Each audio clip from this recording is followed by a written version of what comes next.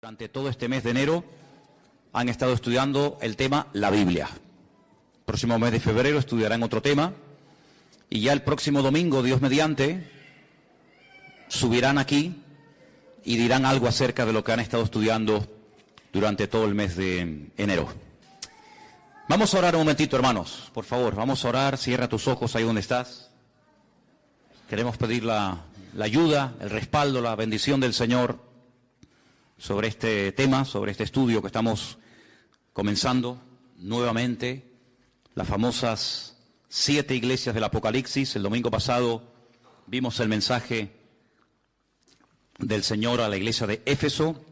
Hoy nos tocaría estudiar el mensaje del Señor a la segunda iglesia, la iglesia de Esmirna. Pero vamos a orar. Padre Celestial, te damos de verdad, de todo corazón, muchas gracias por el privilegio que nos das de tener tu palabra en nuestras manos.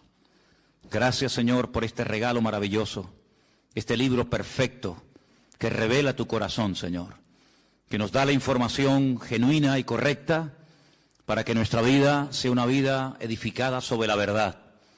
Y pedimos que en esta tarde tu palabra que va a ser expuesta, Señor, sea expuesta con la gracia de tu Espíritu Santo y que pueda caer en corazones realmente preparados y sedientos de palabra. Y como dice este hermoso libro, que el que tenga oídos para oír, que oiga lo que el Espíritu dice a la iglesia. Señor, que en esta tarde verdaderamente tú puedas hablar a nuestras vidas y podamos salir de aquí sabiendo que tú hoy has hablado a nuestras vidas y a nuestros corazones. Ponemos este tiempo de estudio de tu palabra en tus manos y pedimos tu ayuda y tu respaldo en el nombre de Jesús. Amén. Vamos al libro del Apocalipsis, hermanos, por favor, y vamos a leer el mensaje del Señor a la iglesia de Esmirna. Capítulo 2 del Apocalipsis, por favor. Capítulo 2, del versículo 8 al versículo 11. Apocalipsis capítulo 2, del versículo 8 al versículo 11. Escríbele al ángel de la iglesia en Esmirna, el primero y el postrero, el que estuvo muerto y vivió, dice esto: yo conozco tus obras y tu tribulación y tu pobreza, pero tú eres rico, y la blasfemia de los que se dicen ser judíos y no lo son, sino sinagoga de Satanás. No temas en nada lo que vas a padecer. He aquí, el diablo echará a algunos de vosotros en la cárcel para que seáis probados y tendréis tribulación por 10 días. Sé fiel hasta la muerte y yo te daré la corona de la vida. El que tiene oído, oiga lo que el Espíritu dice a las iglesias. El que venciere no sufrirá daño de la segunda muerte. ¿Cuántos dicen amén? Gloria a Dios, gloria a Dios. Hemos dicho que el libro del Apocalipsis contiene la última y más amplia revelación acerca de la persona de nuestro Señor Jesucristo. Por supuesto que si lees los evangelios, Mateo, Marcos, Lucas y Juan, vas a encontrar muchísimos detalles y muchísimas cosas interesantes acerca de cómo hablaba, cómo predicaba, cómo bendecía y cómo ministraba durante sus años de ministerio. Pero el libro del Apocalipsis es fundamentalmente una revelación de detalles que no encuentras en ninguna parte de los evangelios más que en este libro sobre la figura de nuestro Señor Jesucristo. Así es que el apóstol Juan, que es el autor, el hombre que vivió más cerca del Señor Jesucristo que ninguna otra persona durante toda la historia del Nuevo Testamento, es una persona que casi ya está rozando los 100 años de edad. Lleva aproximadamente 70 años predicando el Evangelio. Conoció al Señor Jesucristo más o menos con 30 años de edad y ahora se encuentra en una isla, la isla de Patmos, una isla que tiene muy pocos kilómetros tanto de largo como de ancho, desterrado, dice él, por causa del Evangelio, por causa de la palabra de Dios. No está de vacaciones, no está de turista, sino que está condenado pues a morir de hambre, de sed, de frío o de soledad. Pero es allí, en medio de este caos, en medio de esta isla de piedra donde no hay prácticamente nada, donde el Señor Jesucristo se le presenta y lo primero que le dice es: no temas, no pasa nada, todo está bajo mi control. ¿Cuántos dicen amén? Es en esta isla donde él recibe la revelación de todo el libro del Apocalipsis, y el Señor le dice que lo escriba, que no aprenda de memoria, que no intente retener la cantidad, los miles y miles de detalles y visiones y sueños que él va a ver, sino que los escriba. Pero que los escriba no solamente para que él lo sepa, sino que este mensaje de una forma especial tiene que llegar a 7 iglesias que, como pusimos el otro día en la pantalla, ocupaban un área que hoy en día ocupa el país de Turquía. Las famosas 7 iglesias del Apocalipsis que están mencionadas aquí en el libro del Apocalipsis, ahí las tenéis. Las iglesias de Asia Menor estaban en lo que hoy en día sería Turquía.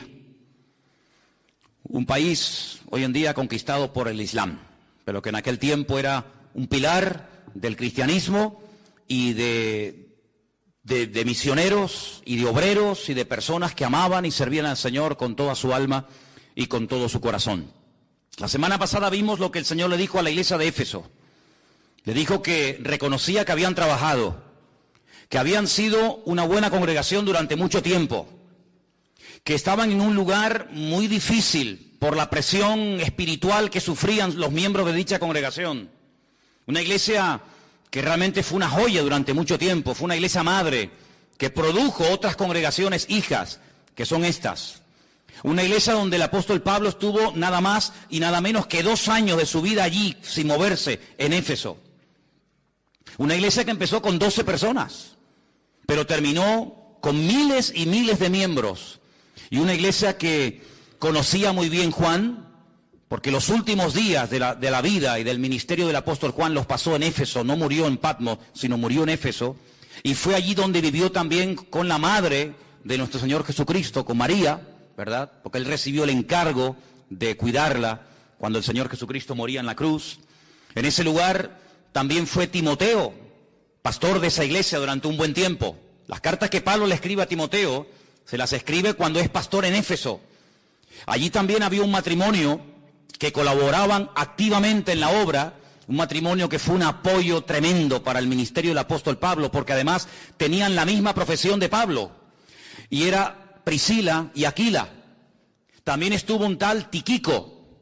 Es decir, que los mejores ministerios de la época pasaron por esa congregación. Pero a 56 kilómetros de Éfeso se encontraba la ciudad de Esmirna.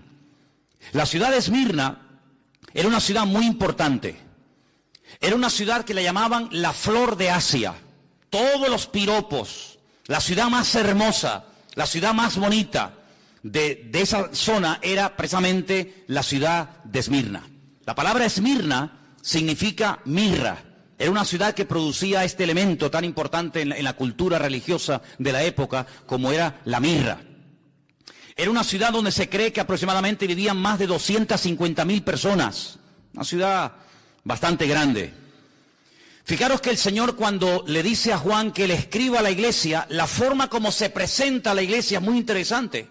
Dice en el versículo 8, el primero y el postrero, el que estuvo muerto y vivió. Y esto no es casualidad, porque la ciudad de Esmirna fue fundada en el siglo XII antes de Cristo. Pero los lidios, no los libios, los lidios con D, la destruyeron completamente. Pero ustedes saben que Alejandro Magno, que tenía 4 generales muy importantes que tienen que ver mucho con la profecía del libro de Daniel, uno de ellos se llamaba Lisímaco, y decidió resucitar de los escombros a la ciudad de Esmirna. Después de 400 años de permanecer destruida, este general griego decidió volver a reconstruir la ciudad de Esmirna. Sí, una ciudad que estuvo muerta durante 4 siglos, pero que cuando Juan le escribe esta carta era una ciudad hermosa y activa y comercial y una ciudad muy importante. Por eso el Señor se presenta a la iglesia como el que estuvo muerto mas he aquí que vive por los siglos de los siglos, amén. Como ustedes, ciudadanos de Esmirna, estuvieron muertos, esta ciudad no existía y nadie hablaba de ella y no había vida, ni había jóvenes, ni había nada, pues ahora esta ciudad ha resucitado. Exactamente igual el Señor hace con la iglesia de Esmirna. Yo estuve muerto, intentaron destruirme, pero aquí que estoy vivo otra vez.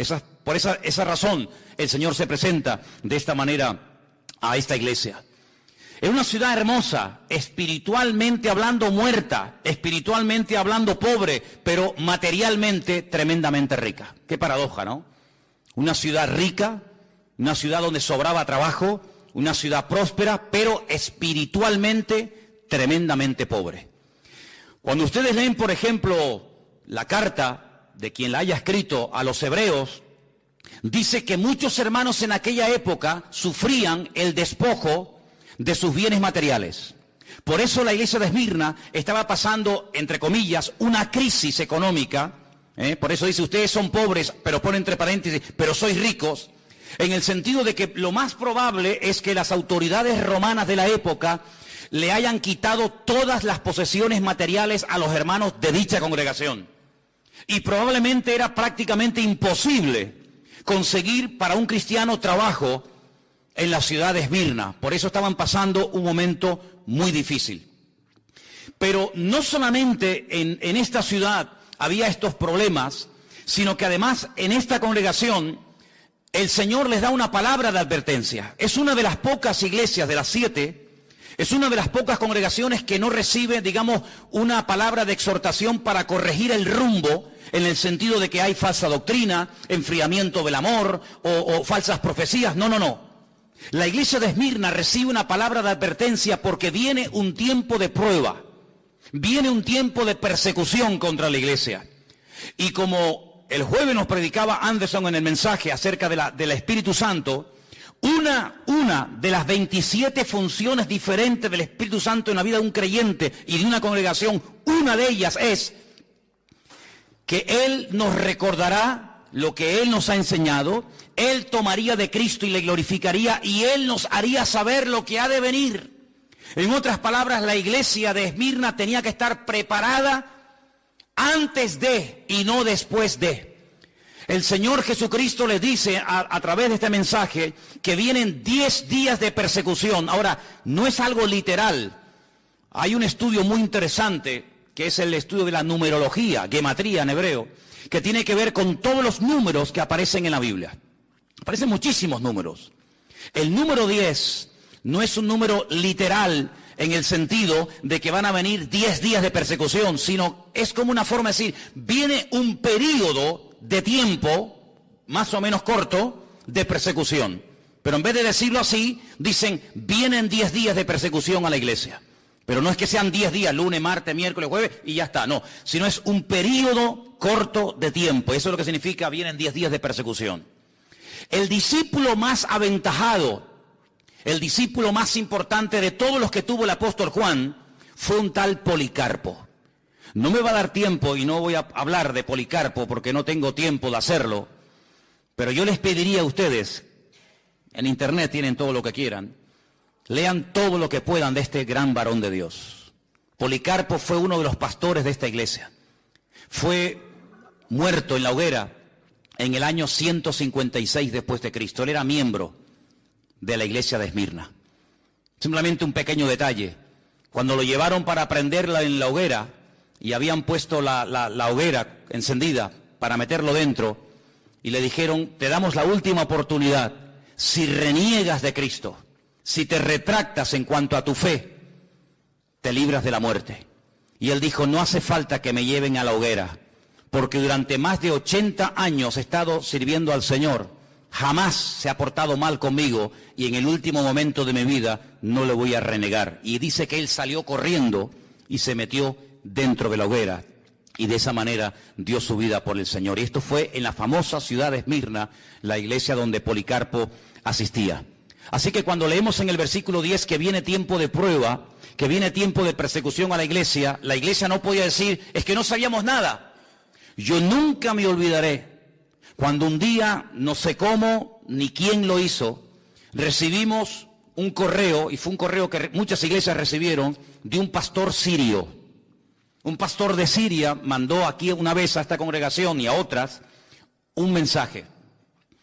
Y él decía, si nosotros hubiéramos orado más, cuando tuvimos tiempo para orar, si nosotros nos hubiéramos verdaderamente preparado y no hubiéramos perdido tanto el tiempo en cosas vanas y en cosas que no, al fin y al cabo no sirven para nada, hoy muchos de los hermanos de nuestra iglesia que han muerto como mártires estarían vivos. Pero no tuvimos tiempo, entre comillas, para oír la voz de Dios, para prepararnos. Y entonces bombardearon nuestra iglesia, quemaron nuestra congregación, mataron a muchos hermanos de la iglesia, porque no estábamos preparados. En el tiempo de libertad no nos preparamos creyendo que este tiempo iba a durar siempre y no nos hemos dado cuenta de que nuestro país está siendo destruido. Y la última comunidad del mundo de hermanos nuestros que todavía hacían el culto y leían la palabra y hablaban en los cultos en arameo, el idioma de los tiempos del Señor Jesucristo, pues prácticamente desapareció. Y me venía esto a la mente porque el Señor lo que hace a través de su siervo Juan es decir a la iglesia, prepárense hermanos, que vienen tiempos difíciles, que vienen tiempos de tribulación, que vienen tiempos de prueba, pero no temáis. Como diciendo, todo está bajo control. El enemigo no podrá hacer con ustedes ni con nadie lo que quiera, sino que él irá hasta donde yo le permite llegar. ¿Cuántos dicen amén? Miren lo que dice el versículo 9, qué interesante. Yo conozco tus obras y tu tribulación y tu pobreza. Déjenme que les diga este dato, porque si en algún momento lo oyes o alguien te hace este comentario, quiero que tú ya sepas de antemano lo que te puede decir alguien. En la mayoría de los manuscritos que se han utilizado para traducir del griego al castellano este texto, en la mayoría, no en todos, en la mayoría de los textos, la palabra obras no aparece. Para que si algún día alguien te hace ese comentario, no te quedes con la boca abierta y diciendo, ¿ah, no? No. En la inmensa mayoría de los manuscritos, el texto dice, yo conozco tu tribulación y tu pobreza. En muy pocos manuscritos aparece la palabra obras.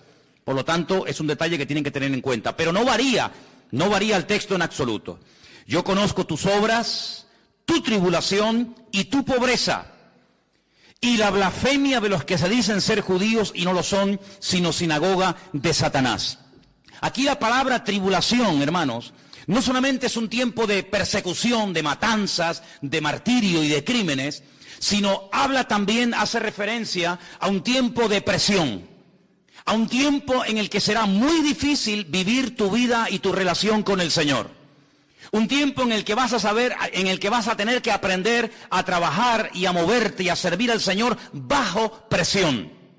Y es que cuando vamos a la palabra de Dios, encontramos que el Señor nos quiere enseñar y nos quiere capacitar para poder trabajar y para poder servir al Señor en todo tipo de situaciones.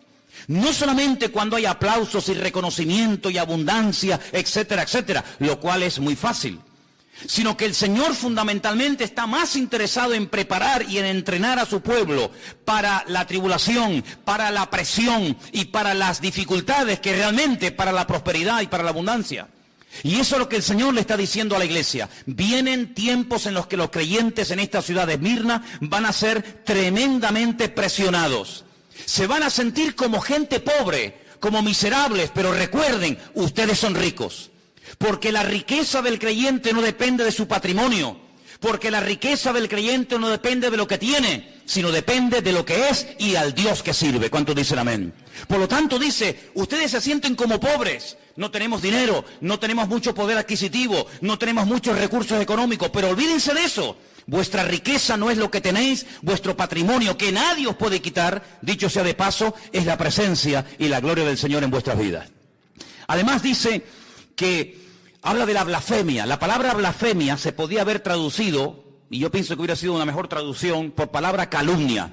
Es decir, vienen tiempos en los que a ustedes les van a levantar calumnias. Es decir, van a utilizar las autoridades contra vosotros, falsos testigos que os calumnien, para tratar de frenar el avance y desterrar definitivamente el testimonio de Jesucristo en la ciudad de Esmirna. Y uno dice, pero ¿cómo es posible todo esto? Te vuelvo a repetir, porque el Señor dice que para el mundo viene un tiempo de persecución para la iglesia, pero la iglesia no, lo tiene que tomar desde un punto de vista de que está siendo probada por el Señor. Y dice la Escritura que la fe del creyente, tarde o temprano, sí o sí, tiene que ser probada por el fuego. Y una vez que sea probada, esa fe realmente sea una fe a prueba de bombas. Y sepa moverse en toda situación y en toda circunstancia, bajo presión, bajo libertad, bajo persecución o bajo lo que sea. Habla acerca de un tipo de personas en la ciudad de Esmirna que dice, se dicen judíos. Y esto tiene una doble interpretación. Unos comentarios dicen que cuando Juan emplea la palabra que hay personas que se dicen judíos, puede ser que efectivamente fueran judíos de raza, personas judías que se oponían al avance del Evangelio y al establecimiento de la obra del Señor en Esmirna. Puede ser. Pero otros comentarios dicen que puede ser que eran personas con tendencias judaizantes. Es decir, personas que no eran realmente judías, pero que querían hacerse pasar por judíos. Y la pregunta es, ¿por qué se querían hacer pasar por judíos en aquella ciudad? Porque los judíos gozaban en Esmirna del beneplácito de las autoridades. Porque se cuenta que en un momento de la historia, cuando la ciudad quiso ser restaurada, quiso ser reconstruida, los judíos levantaron de su patrimonio personal enormes cantidades de dinero que le dieron a las autoridades romanas, y de esa manera recibieron el apoyo, el beneplácito de las autoridades. Y ser judío en la iglesia, en la ciudad de Esmirna, en la ciudad de Esmirna, pues era un punto a favor, pero ser cristiano evidentemente era meterte en follones. Por lo tanto, algunas personas que no eran judíos de raza, de etnia, se hacían pasar por judíos para que de esa manera no tuvieran problemas con las autoridades romanas, pudieran desarrollar sus actividades comerciales, pudieran conseguir trabajo, etcétera, etcétera. Por eso dice, los que dicen ser judíos, que puede ser que lo eran, o también puede ser que no lo eran, pero se hacían pasar por lo que no eran para no tener ningún tipo de problema. En otras palabras, cuando alguien se hace pasar por lo que no es, la Biblia utiliza un término muy directo, y es la palabra hipocresía. La palabra hipócrita significa uno que usa una máscara.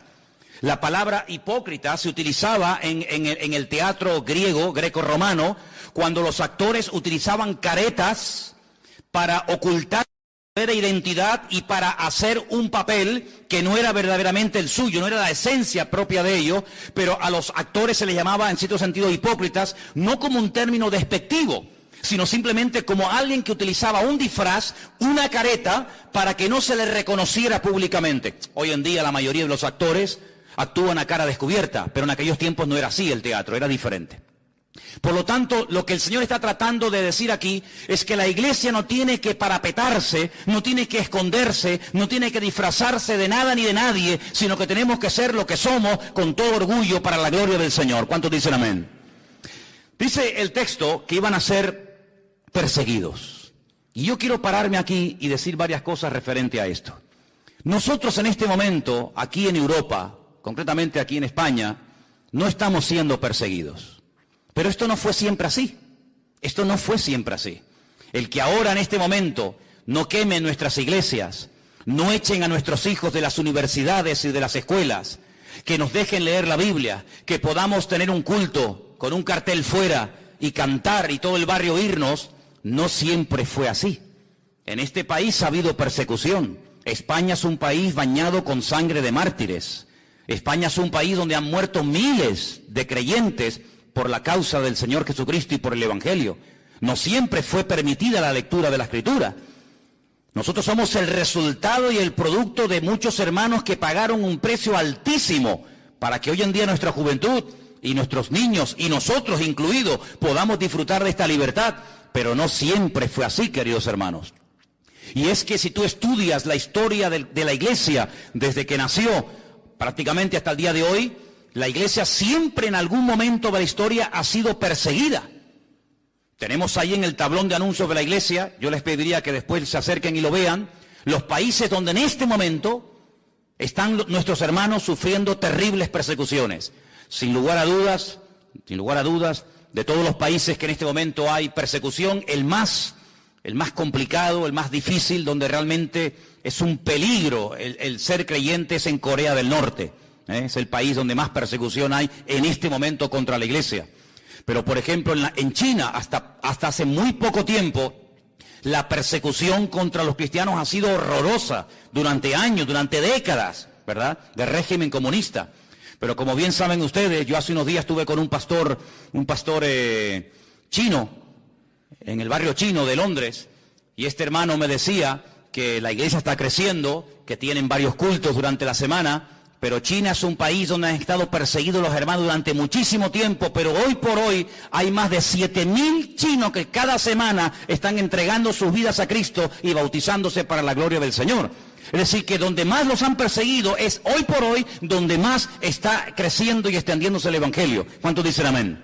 ¿En Europa hubo persecución? Claro que sí, pero gracias al Señor estamos temporalmente pasando un tiempo de libertad. Pero el Señor no tiene que pedirle permiso a nadie para que en un momento determinado, si Él lo considera oportuno, por un breve periodo de tiempo, la iglesia, su pueblo, sus hijos, seamos probados con algún tipo de presión, con algún tipo de persecución.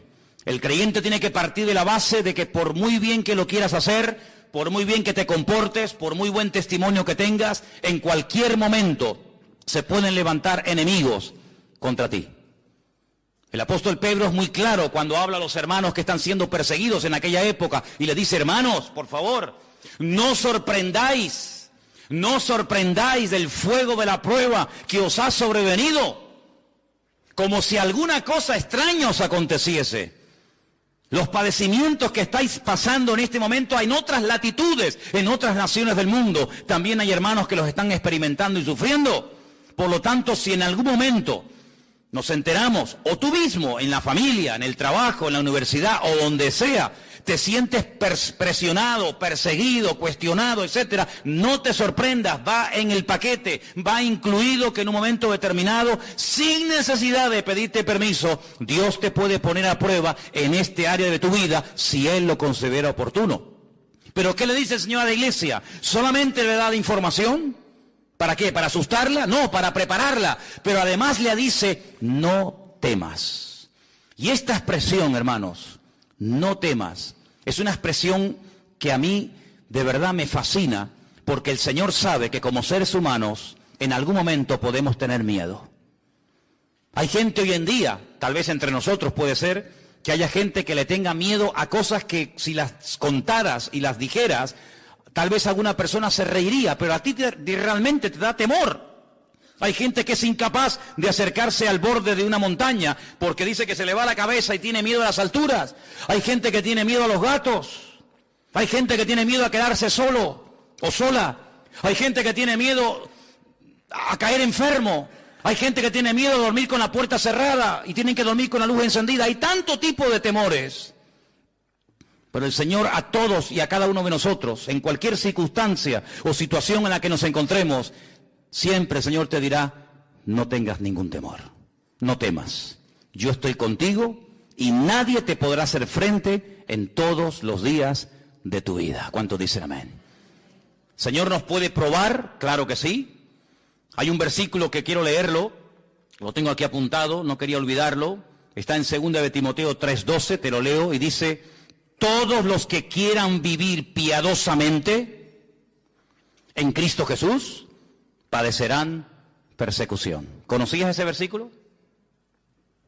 Todos los que quieran vivir piadosamente, ordenadamente, santamente en el Señor, padecerán persecución. 2 de Timoteo capítulo 3, versículo 12. El Señor le dice a la iglesia: vais a ser perseguidos, pero no tengáis ningún temor.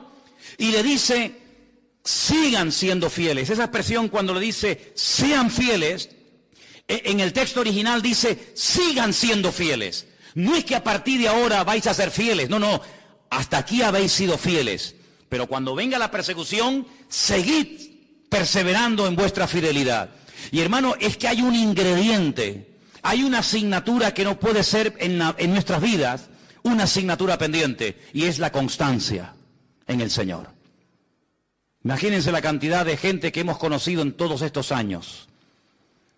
Me doy cuenta que hay mucha gente que empieza bien, se animan, comienzan a leer la Biblia, comienzan a venir a los cultos, comienzan a interesarse por las cosas del Señor, Pero hermano, eso está muy bonito y está muy bien.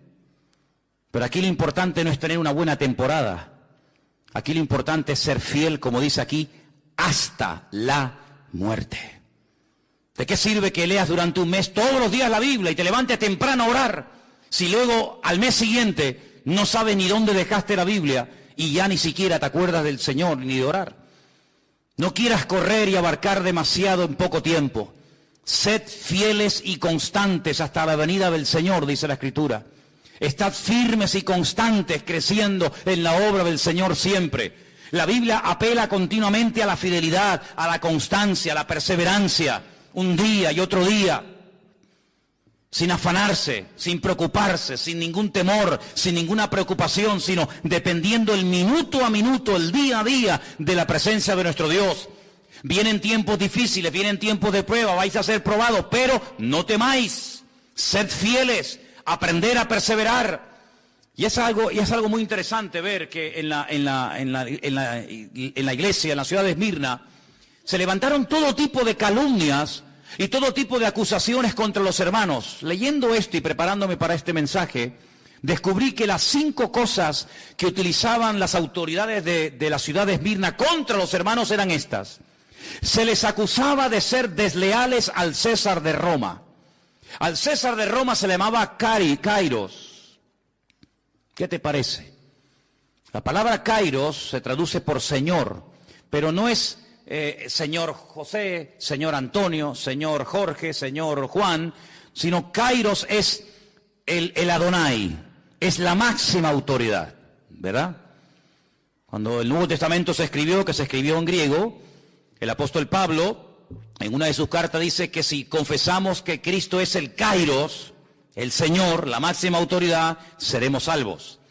El César de Roma era el que tenía este título, la máxima autoridad, el Señor. Por lo tanto, había que ofrecerle pleitesía, había que postrarse delante de un busto, delante de una estatua del César de turno, cuando pasabas por delante de él. Los cristianos se negaban rotundamente a adorar como si fuera un dios al César de Roma.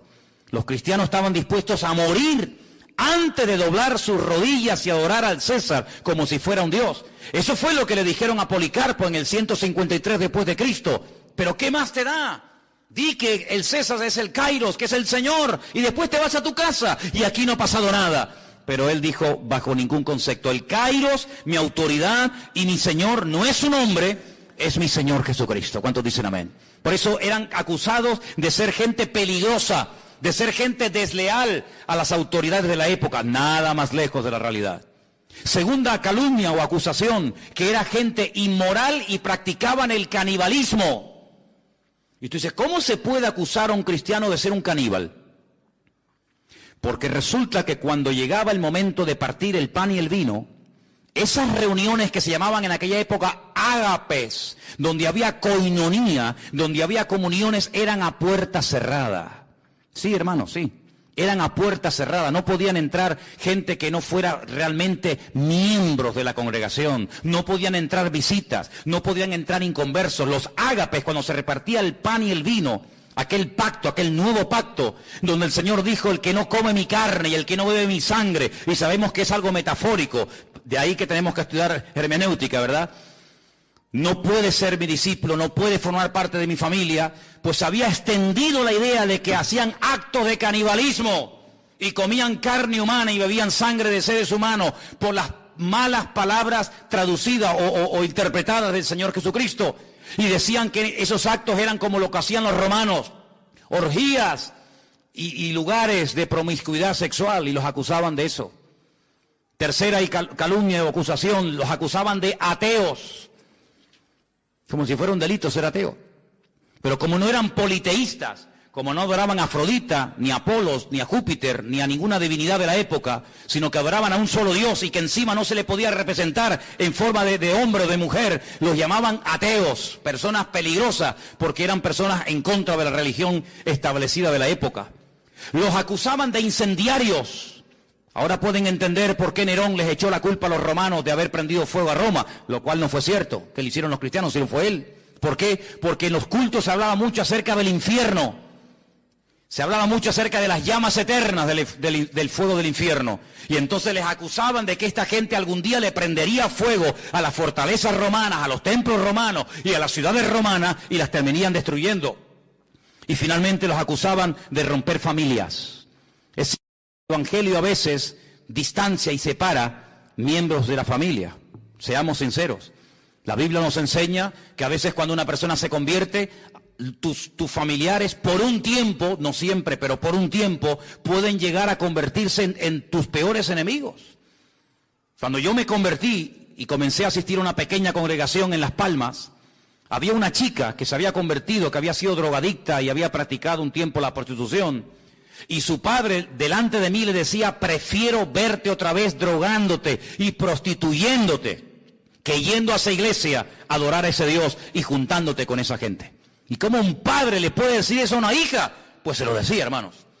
Y a veces cuando tú te conviertes al Señor con toda la alegría, ¿verdad? Y con todo el gozo del mundo que conlleva el tener a Cristo en tu vida, vas a tu hermano, a tu sobrino, a tus hijos, a tu padre, a tu madre, a tu marido, y resulta que se te vuelven en contra. Y tú dices: pero ¿cómo puede ser esto? Te vuelvo a repetir, va en el paquete, no te sorprendas. Todos, o la mayoría de los creyentes que hemos aceptado al Señor, que no hemos nacido en hogares, entre comillas, de cristianos practicantes, como lo que consideramos hoy en día, hemos tenido que pasar por esas tribulaciones y por esas pruebas. Pero, ¿qué dice la Biblia? No temas, persevera, sé fiel hasta la muerte y el Señor te dará la corona de la vida. ¿Cuántos dicen amén? Hay un salmo muy bonito que dice: Señor, dame fuerzas para que no claudique y mi enemigo se ríe de mí diciéndome: ves, lo logré vencer.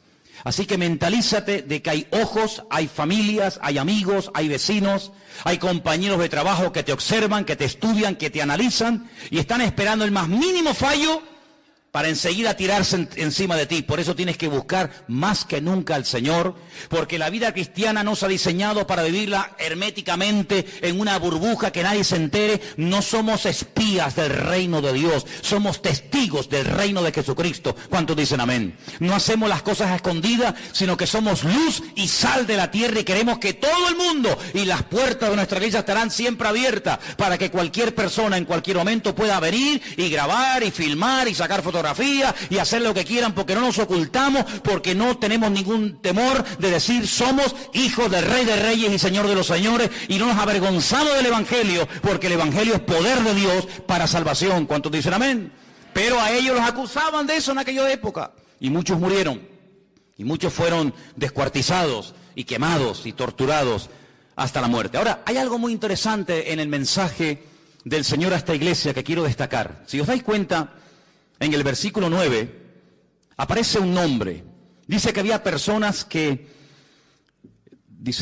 decían ellos que eran judíos y no lo eran, sino sinagoga de Satanás. Y luego aparece en el versículo 10 la palabra diablo. La palabra Satanás, que significa adversario, es un nombre que viene del hebreo. En hebreo no se dice Satanás, se dice Satán, que significa adversario. Y después en el versículo 10 aparece la palabra diablo, que significa acusador. Es el mismo personaje, pero como a veces aparece, habéis visto en la Biblia, ¿no? Seol y Hades. ¿Habéis visto, no? Es lo mismo, es el mismo sitio, pero uno está dicho en griego y otro está dicho en hebreo. Bueno, pues Satanás está dicho en hebreo y diablo está dicho en griego. Pero es la misma persona. Lo que pasa es que el significado de Satanás es adversario, como he dicho, y el nombre diablo significa acusador. ¿Por qué dos nombres en el mismo pasaje a la misma iglesia? Por una sencilla razón. Porque el nombre es el código genético de la persona. El nombre es mucho más que una señal identificativa. Si yo digo, por ejemplo, a ver, Ferrari, ¿qué les viene a la cabeza? Un coche. Cristiano Ronaldo.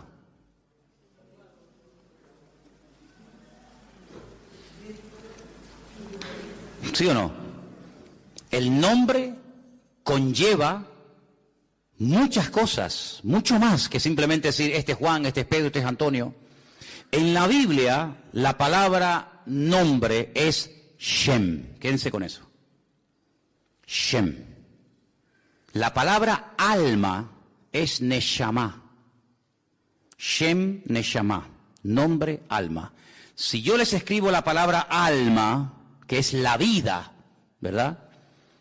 En medio de la palabra neshama, la palabra alma, dentro está la palabra Shem, está la palabra nombre. Cuando el Señor trataba con mucha gente a lo largo de la historia, había momentos, no siempre, había momentos en los que le cambiaba el nombre a la persona. Porque el nombre es como una especie de código genético, es una especie de esencia que se revela a través del nombre. Cuando vieron en un parto que un niño salía y que el otro, que era gemelo, la agarraba por el talón, por el calcañar, dijeron en ese momento, ¡ay, mira, es un Jacob! Es un suplantador, es uno que quiere salir primero y agarra al hermano por el pie. Y le pusieron Jacob. Porque es uno que quiere suplantar, no quiere salir el primero, pero el hermano se le adelantó. Ya dije una vez que en la cultura hebrea el tema de los gemelos se explica con una botella. Si en una botella de cuello muy estrecho metemos una piedra y después volvemos a meter otra piedra, ¿qué piedra sale primero? ¿La primera que metió o la segunda? La segunda. Entró una piedra, se fue al fondo, metí otra piedra y se quedó encima de la piedra anterior. Luego la segunda que entró sale la primera y la primera que entró sale la segunda. Así se explica en hebreo el tema de los gemelos. El primero en ser fecundado sale el segundo y el segundo fecundado sale el primero. Jacob quería salir el primero y le agarra el tobillo a su hermano y le dijeron suplantador. Por eso la característica fundamental de la vida, de la esencia, de la personalidad de este personaje era que él siempre quería lo del otro. La bendición de mi hermano la quiero yo. El mejor lo quiero yo. Él siempre quería ir el primero.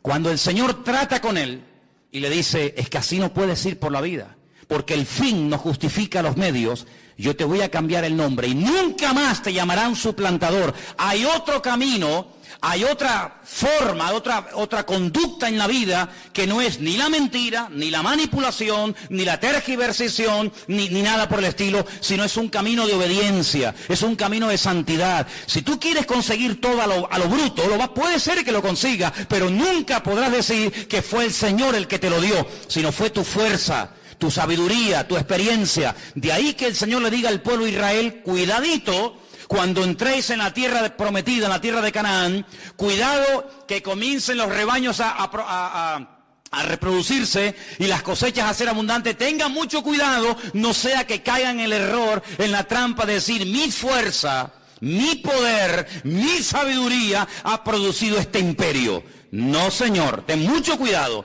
porque antes de la caída es la altivez de espíritu y la soberbia. Como tú creas que el que suple tu necesidad es tu trabajo, eres hombre muerto, amigo. Como tú creas que tu experiencia y tu sabiduría es la que te ha ido abriendo camino en la vida, te estás atribuyendo la gloria a ti y se la estás robando al Señor. Lo que tienes, o se los atribuyes al Señor y nadie te lo puede quitar, o como tú te atribuyas la gloria, ten cuidado que lo que tanto sacrificio te costó conseguir, mañana cualquiera te lo puede quitar. Lo que Dios da, nadie te lo quita, pero lo que tú dices que tú has conseguido con el sudor de tu frente y con tu trabajo, ¿no os dais cuenta que Adán tenía que vivir del sudor de su frente? ¿Pero el creyente tiene que vivir del sudor de su frente? Dice, sí, no, Señor.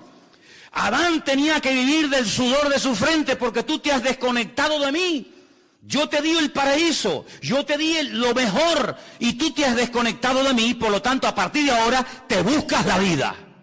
Eso es lo que significa en versión Manolo Sierra, ganarás el pan con el sudor de tu frente.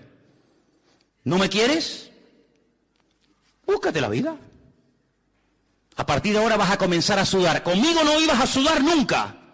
A partir de ahora cuando sudes vas a decir, madre mía, ¿cómo cuesta sacar estas patatas? ¿Cómo cuesta conseguir este trabajo? Claro, pero cuando vamos al Nuevo Testamento, encontramos que el modelo que Cristo nos enseña es otro. Dice, el justo por la fe vivirá. Tú eliges. ¿Quieres sudar la camiseta y tú ser el que consigue las cosas de la vida? Adelante, amigo, no hay ningún problema. Pero si quieres, te enseño otro modelo de vida. Y es depender del Señor, el pan nuestro de cada día, dánoslo hoy. Al fin y al cabo, ¿qué es más difícil? ¿Vivir por tu esfuerzo personal o vivir por fe? Bueno, habrá respuestas para todo. Pero cuando vamos a la palabra de Dios, nos encontramos que el Señor lo que quiere es que aprendamos a depender de Él, que nos conectemos a la fuente. ¿Y la fuente quién es? Nuestro Señor Jesucristo. ¿Cuántos dicen amén? Dile al que está a tu lado, ¿cómo quieres vivir tú? ¿Como Adán o como Cristo? Tú decides, amigo. Tú decides cómo quieres vivir. Seréis probados. No es malo ser probado. Es una buena señal. Es una buena señal. ¿Sabes cuál es una mala señal? Que no te esté pasando nada. ¿Sabes a quién no le pasa nada? ¿Sabes a quién no critican? ¿Saben a quién no calumnian?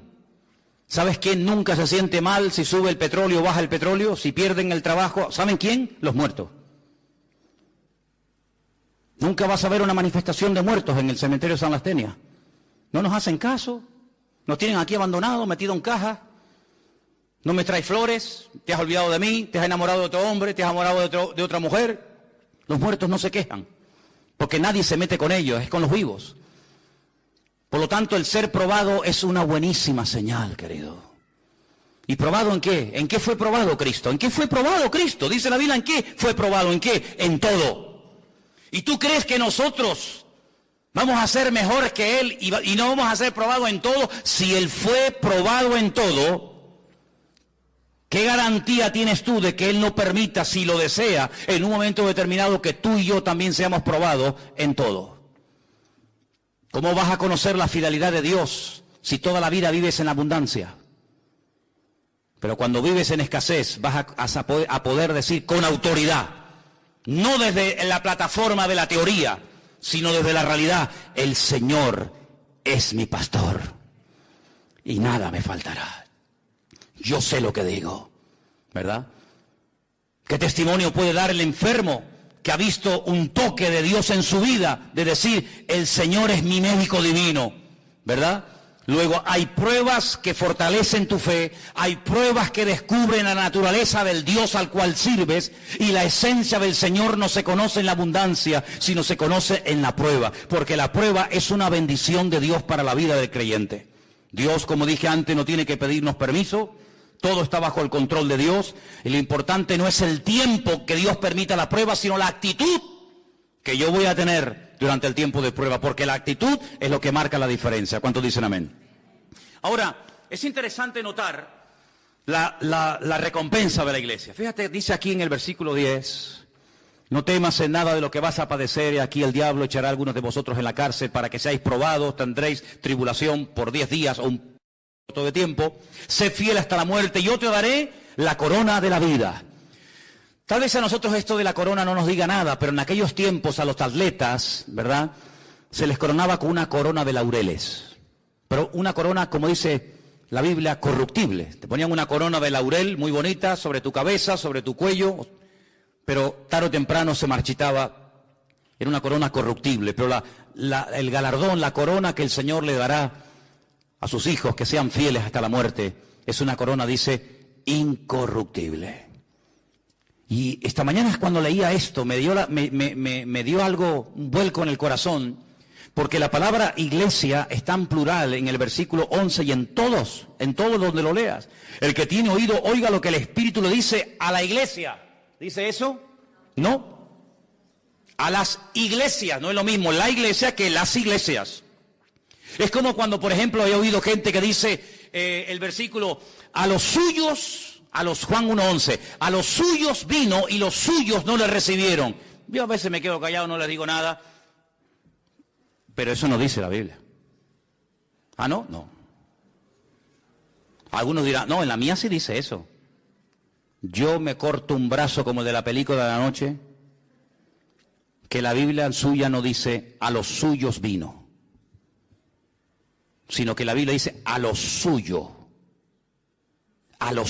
vino, y los suyos no quisieron recibirlo. Si yo vengo a lo mío, yo vengo a cumplir con la voluntad de mi Padre, yo vengo con un propósito eterno, y si ustedes no lo quieren recibir, no es problema mío, pero yo vengo a lo mío. Yo vengo a hacer la voluntad de mi Padre. No vengo a agradarles a ustedes, vengo a agradar a mi Padre. Y cada palabra que sale de mi boca no sale por mí mismo, sino que el Padre me da autoridad para que salgan esas palabras. Y las obras que yo doy dan testimonio de que mi Padre me está avalando y me está respaldando en lo que estoy haciendo. Bueno, pues así como ese versículo no dice eso, este tampoco dice que el que tiene oído para oír, oiga lo que el Espíritu dice a la iglesia. Bueno, pues si tengo que oír lo que el Señor dice a la iglesia, pues estaría... No, dice a las iglesias. Es decir, te amplía la visión, una visión amplia. No una visión local, sino una visión universal. ¿Qué le está diciendo el Señor no solamente a mi congregación, a mi iglesia local, a la cual pertenezco? Sino que le está diciendo el Señor a su iglesia, a sus congregaciones en todas partes del mundo. Cómo el Señor se está moviendo en estos últimos años en la iglesia, a nivel general, en el mundo. Eso me interesa saberlo a mí. ¿Por qué? Porque si tú estudias lo que se llama eclesiología, que es el estudio, el desarrollo de la iglesia a lo largo de la historia, tú te das cuenta que el Señor no trató con nuestros hermanos en la década de los años 80, igual que trató a los hermanos de la década de los años 60. La misma iglesia, el mismo evangelio, la misma Biblia. Pero Dios no se movió igual en los años 60 que en los años 80 que en el siglo XXI. Las cosas que están ocurriendo hoy, hacía mucho tiempo que no ocurrían en la trayectoria de la iglesia. Por lo tanto, hay un mensaje local, hay un mensaje individual, pero también hay un mensaje colectivo. Y yo creo que una de las cosas... Permítame que dé otra opinión personal. Una de las cosas que el Señor nos está diciendo a todos los cristianos es: prepárense que vengo pronto. ¿Cuántos dicen amén? Porque ninguna iglesia, ninguna generación de creyentes ha estado más cerca de la segunda venida del Mesías que nosotros. ¿Vieron hermanos que murieron con la fe de verlo venir y no lo vieron?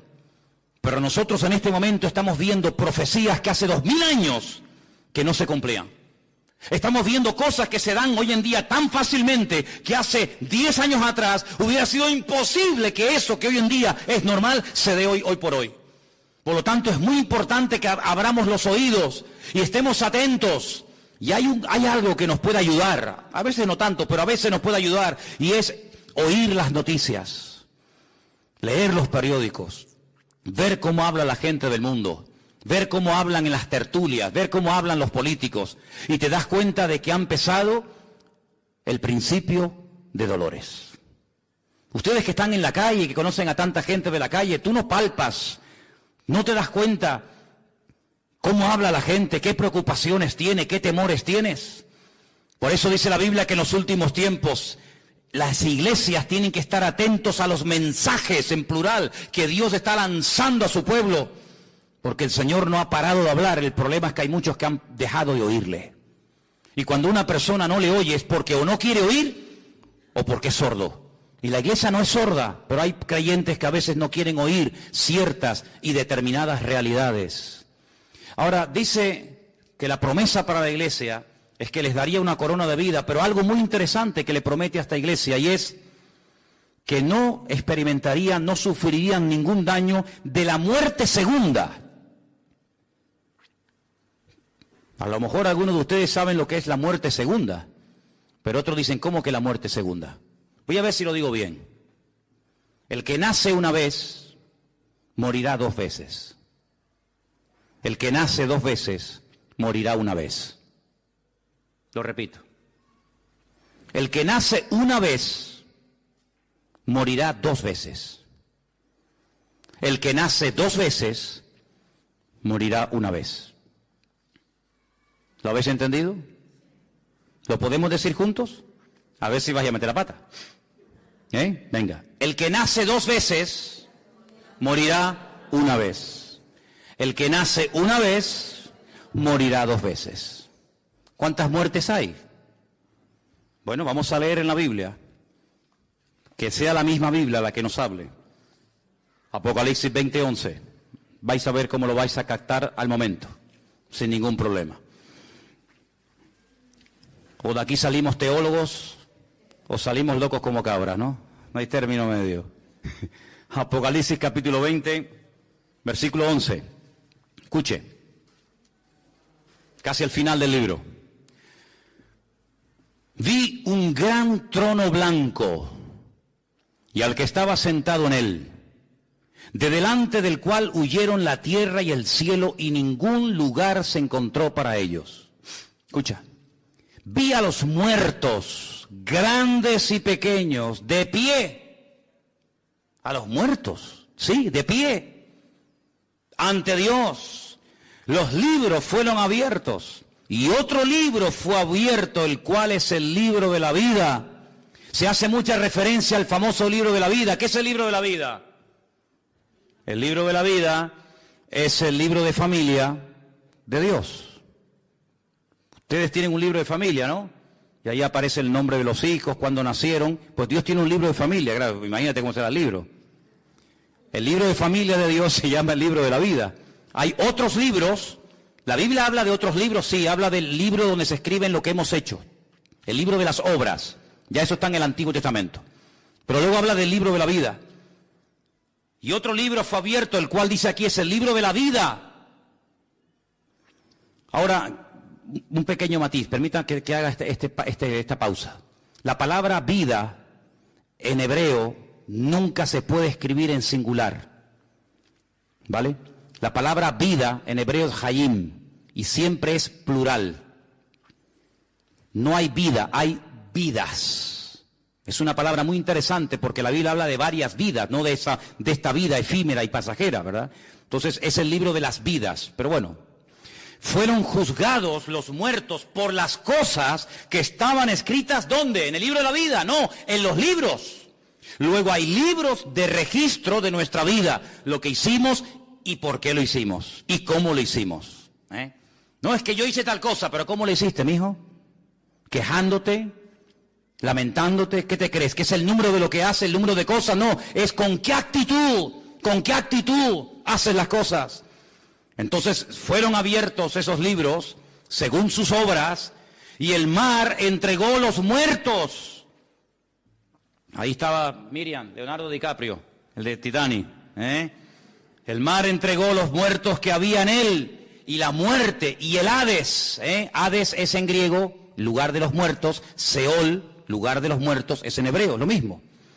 Entregaron los muertos que habían ellos y fueron juzgados cada uno según sus obras.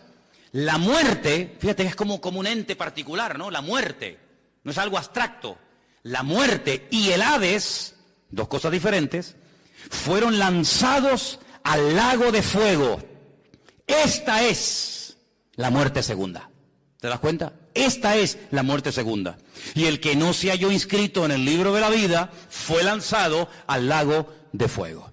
Cuando una persona nace, y todos los que estamos aquí tenemos en común que todos hemos nacido, unos en un lugar, otros en otro, unos de una manera y otros de otra manera, etcétera. Hemos nacido físicamente, de un padre, de una madre, pero ese nacimiento no nos permite entrar en la vida eterna. Por eso el Señor Jesucristo a Juan en capítulo 3 de San Juan, lo pueden leer después en casa tranquilamente, les dice, mira Nicodemo, déjate de historias. No, es que yo sé que tú has venido de Dios porque nadie puede hacer, que te dejes de historia. No quiero piropos, no quiero que me estés haciendo la pelota, Nicodemo. Si no naces de nuevo, no puedes entrar en el reino de los cielos. Nicodemo dijo, ¿qué? Abraham nunca habló de esto, ni Moisés, ni David, ni Jeremías, ni Salomón. Nacer de nuevo, ¿eso qué es? Me estás diciendo que si no vuelvo a nacer del vientre de mi madre, no puedo entrar en el reino de los cielos. Y el Señor le dice, ¿y tú eres maestro de Israel? ¿Y no entiendes esto? ¿Por qué tipo de maestro eres tú?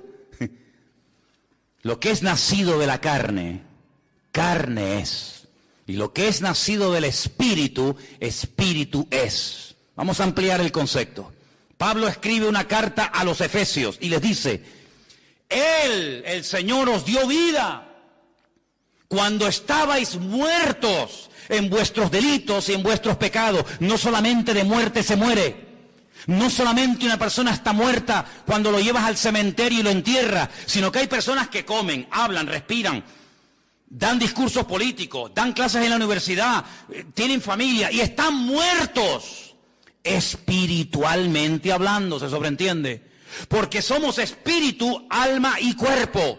Cuando el alma se separa del cuerpo, pierdes la vida física. Pero cuando el espíritu se desconecta de Dios, aunque tengas vida física, espiritualmente hablando, estás muerto, querido.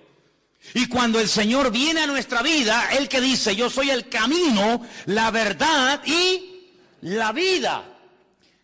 Y hasta que Cristo no esté en tu corazón, aunque seas el hombre más famoso e importante del mundo, espiritualmente hablando, tú estás muerto. Por eso, si no naces de nuevo, no puedes heredar la vida eterna.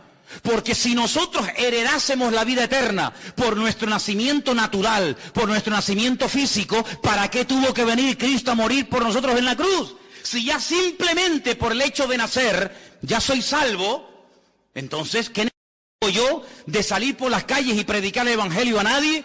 ¿Qué necesidad tenemos de que Cristo viniera a este mundo? Ninguna. Pero no te das cuenta que cuando Adán se desconectó, cuando Adán se quedó sin la cobertura del Creador, quedó a la deriva. Sí, comía, tenía hijos, se reproducía, tenía amigos, viajaba, cantaba, bailaba, pero estaba espiritualmente muerto. Pero cuando se vuelve a producir la unión, la conexión entre el Creador y la criatura, ese espíritu que quedó desconectado, ese espíritu que quedó muerto, ¡pum!, vuelve otra vez a la vida. Y eso es lo que la Biblia llama nacer de nuevo. Por eso dije, el que nace una vez, es decir, el que nació porque su madre lo parió, pero no nació espiritualmente hablando, morirá 2 veces. Morirá el día que le toque, 14 de mayo del 2016. Hasta ahí llegó Juan Palomo. Ahí se murió. Pero ese hombre resucitará algún día. Y se presentará delante de Dios, ¿sí o no? Y el Señor abrirá el libro y dice, a ver, ven para acá, ¿cómo te llamas? Juan Palomo. Juan Palomo. O Juan Bochúo. No, Juan Palomo no aparece aquí. ¿Cómo que no aparece ahí? Pero si yo era el director de la Caixa, y yo era el catedrático, y yo era... Sí, pero es que aquí no aparecen títulos. Pero si yo di 1 millón de euros a Cáritas, que es que aquí no aparece en este libro lo que hiciste. Juan Palomo, por J, ¿verdad? Sí. Si no tenía Juan. No aparece. Condenado a muerte. Otra vez morir. La segunda muerte. La primera ya la tuviste el 14 de mayo del 2016. Ahora otra vez tendrás que morir eternamente. Porque cuando un vecino te fue a regalar una Biblia, te burlaste de él. Porque cuando alguien te invitó a la iglesia, pasaste olímpicamente, dijiste que te ibas a ver el Tenerife con no sé quién. Porque no tuviste tiempo, porque eras el tío más ocupado de la tierra, porque tenías tiempo para todo y para todas, menos para Dios. Entonces ahora vas a morir otra vez, pero de esta no te escapas, amigo. Entonces el que nace una vez, muere 2 veces, el día que te toca y cuando el Señor te juzgue en su presencia. Pero si tú naces 2 veces, yo nací el 2 de octubre de 1961 en Caracas, Venezuela. Yo nací una vez, pero hace no sé cuántos años atrás, alguien me habló de Cristo. Y yo le dije, Señor, cámbiame la vida, yo acepto a Cristo como mi Señor y mi Salvador personal. Y ese día en Las Palmas yo volví a la vida, volví a nacer de nuevo. Y entonces cuando yo muera, pues moriré una vez. Pero cuando resucite y me presente delante del Señor, el Señor me dirá, buen siervo fiel, en lo poco fuiste fiel, en lo mucho te pondré. Entra en el gozo de tu Señor y viviré eternamente en la presencia del Señor. Por eso yo te pregunto esta tarde, ¿cuántas veces has nacido? 1. Ay, amigo, no te queda nada. ¿O has nacido 2 veces? El nacimiento físico nos mete en el planeta Tierra. El nacimiento espiritual nos introduce en la vida espiritual, en la vida eterna con el Señor Jesucristo. Por eso la promesa del Señor a Esmirna es esta. El que cree en mí no sufrirá, no experimentará ningún daño de la segunda muerte. Hay gente que tiene ya el nicho comprado, las flores, la caja, todo lo tienen ya listo. A Santa Lucía o a Mafre, le tienen ya todo comprado. ¿Y cómo se compra la vida eterna, amigo? ¿Qué compañía de seguro te la ofrece? Yo les animo a que mañana vayan a Mutua Tenilfeña, o a Mafre, o a la compañía que ustedes quieran y le digan, mire, estoy asistiendo a una iglesia evangélica y el pastor predicó ayer de que tengo que tener la vida eterna. Ustedes me pueden preparar mi morada celestial en la presencia del Señor por la eternidad. Y te va a decir, esta gente está loca como cabra, amigo. Porque el mundo nos prepara para la vida esta, para esta vida. Y el diablo es un experto en tener entretenida a la gente para que no piense que esta vida es pasajera, pero que la verdadera vida es la que nos falta. Miren cómo hacen los casinos, sin ventanas. ¿Para qué? Para que la gente pierda la noción del tiempo. Y estés allí, yo nunca olvidaré cuando un día fui a Las Vegas a ver qué era aquello. Y la gente echaba moneda, y era las 4 de la tarde, las 10, no, pierden la noción del tiempo con la maquinita, jugando. Así es el diablo, le da juguete, entretenimiento. Ahora están de moda los drones, y te encuentras a un tipo de 40 años en un parque jugando a las 3 de la mañana con un dron. Y yo digo, no habrá otra cosa más importante que en la vida que estar con un aparatito a las 4 de la mañana, viejo. Y este era el regalo para el niño. ¿Qué niño? Era para él. Pasa con el cuento del niño. Se lo compró para él. 4 de la mañana allí. ¿Qué hace? No, aquí jugando.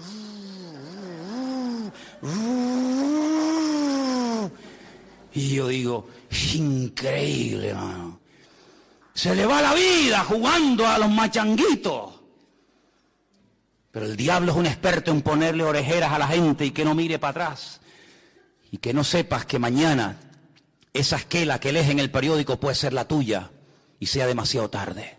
Un hombre se dio cuenta demasiado tarde y dice que cuando se vio en el Seol, cuando se vio en el Hades, en tormento, y miró para arriba y vio allí a Lázaro y vio a Abraham, le dijo, Padre Abraham, manda a alguien que me moje, que me eche un poco de agua encima porque estoy en tormentos. Y le contestaron y le dijeron, hay una gran cima, hay una gran separación entre tú y nosotros. Ni vosotros podéis pasar aquí, ni nosotros podemos pasar allá. Es demasiado tarde, querido. Tú tuviste tu recompensa en vida y este pobre la tiene ahora en la segunda vida.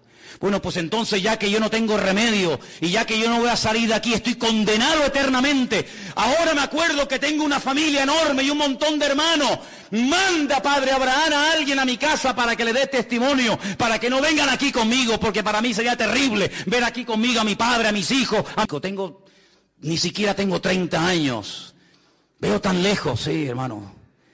Pero la iglesia de Esmirna, el Señor le dice, vas a pasar dificultades, vas a pasar persecución, pero si ustedes son fieles, si ustedes perseveran hasta el final, hasta la muerte, yo les daré la corona de la vida.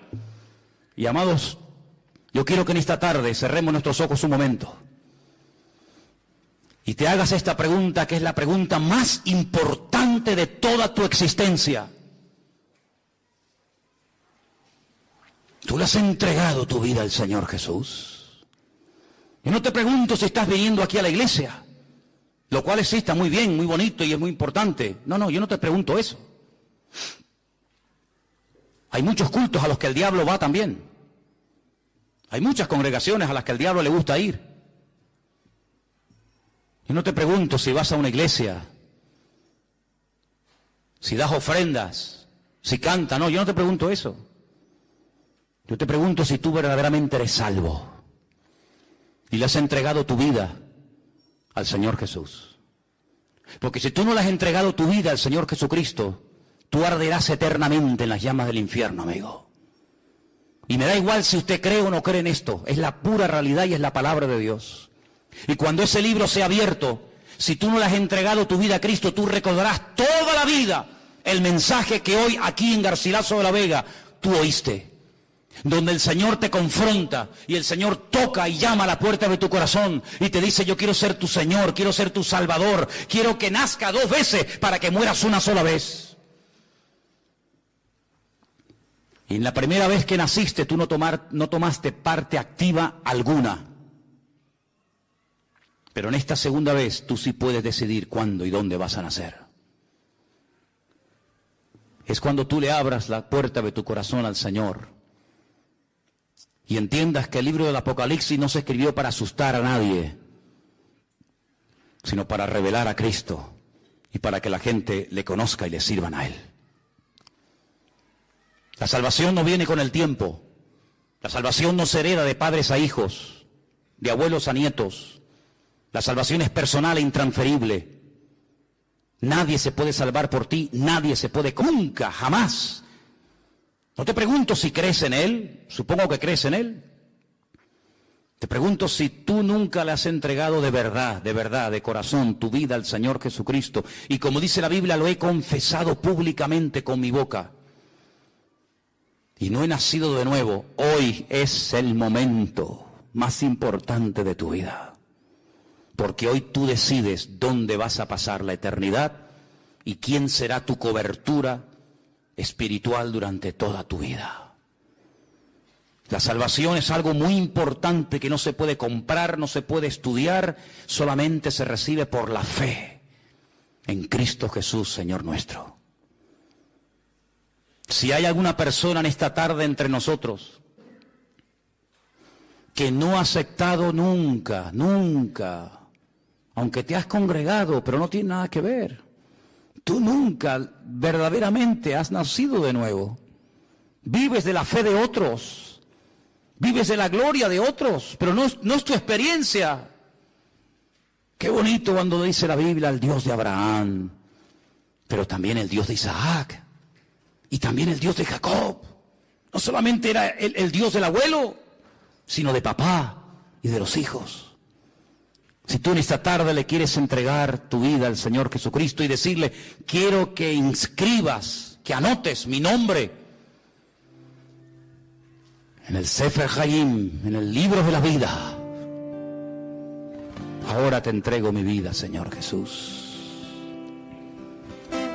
Déjame orar por ti, ¿sí? Un día lo tuvieron que hacer por mí, cuando estaba perdido, muerto. Si en esta tarde hay alguien que le quiere entregar su vida a Jesús, al Señor, estás, indícamelo, levantando tu mano. Y levantando esa mano en alto, pues me estarás indicando que tú quieres entregarle tu vida al Señor. ¿Hay alguien que en esta tarde le quiere entregar por primera vez su vida al Señor Jesús?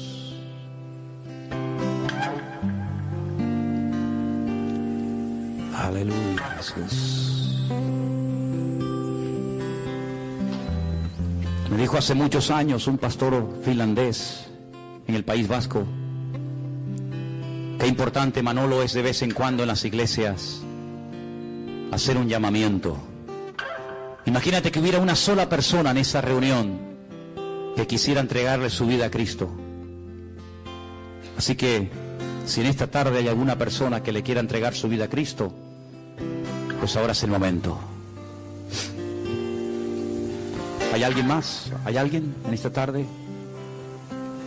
Amén. Cierra tus ojos. Un momento muy importante. Señor Jesús, te damos gracias por las oportunidades que nos das para salvarnos en este mundo enfermo, en este mundo que tienen de todo, pero están pobres espiritualmente, en una miseria como nunca en la historia de la humanidad. El hombre está en miseria espiritual, en pobreza, en crisis, en bancarrota, porque te han dado las espaldas, mi Dios. Y nosotros nos encontramos en este mundo que no es el nuestro, que estamos aquí simplemente para cumplir unos objetivos y nada más. Nos encontramos a veces como seres insignificantes, pero tu palabra dice que aunque nos sintamos pequeños y pobres, somos ricos, porque la riqueza más grande del mundo es conocerte a ti, Señor. Y te doy gracias por el milagro de la fe. Hoy hemos cantado aumenta mi fe. Y gracias te doy porque un día me diste la fe que yo nunca tuve, la fe que nunca pude aprender en casa, la fe que no aprendí en el hogar. Te doy gracias porque tú me la diste, Señor. Y es un milagro, lo reconozco, es un milagro que hoy en día haya hombres y mujeres de fe. Pero te pedimos en esta tarde, Señor, aumenta nuestra fe. Y Señor, permítenos durante durante este año 2016, Señor. Permítenos hablarle a mucha gente, a muchos jóvenes, a muchas personas del motivo por el cual tú viniste a este mundo. Bendito seas. Aleluya. Aleluya, Jesús. Quiero que estés orando en este momento. Es un momento para estar orando. Ahora todo el mundo tiene que estar orando para que en esta semana el Señor nos dé oportunidades para hablarle a alguien del Señor. Hazte con una Biblia, con un Nuevo Testamento, con algún folleto de la iglesia, que los hay. Y pídele al Señor esta semana poder hablarle a alguien del Señor. Que no pase, por favor, esta semana sin haberle hablado a nadie de Cristo. A ese amigo que conoces, a ese compañero de trabajo, a ese vecino, a ese hombre que saludas cada día, que tal vez mañana lo verás, pero dentro de una semana habrá dejado de estar en este mundo. Háblales. Sé atalaya de Dios, sé trompeta de Dios, anuncia las virtudes de aquel que te llamó de las tinieblas a su luz admirable. Aleluya. Gracias, mi Dios. Ora y pídele al Señor. Pídele al Señor que te use en esta semana para llevar almas a los pies del Señor Jesús. Aleluya. Gloria a ti.